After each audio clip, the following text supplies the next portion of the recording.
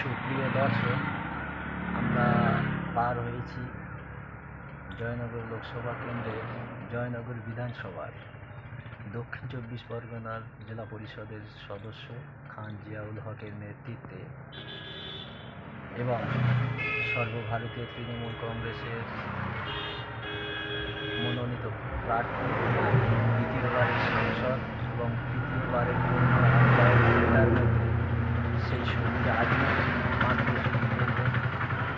তারই সমর্থনে আমরা এজেন্ট হিসাবে নিযুক্ত হয়ে সেখানে যাওয়ার উদ্দেশ্যে বার হয়েছি।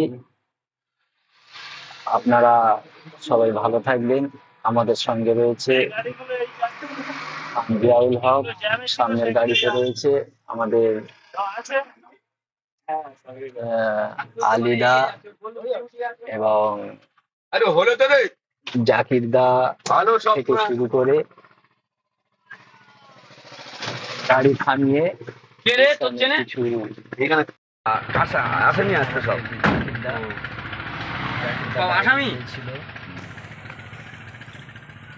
সবার উপস্থিত পরবর্তী আপডেট আর কিছুক্ষণের মধ্যে আপনাদের দেব। ধন্যবাদ।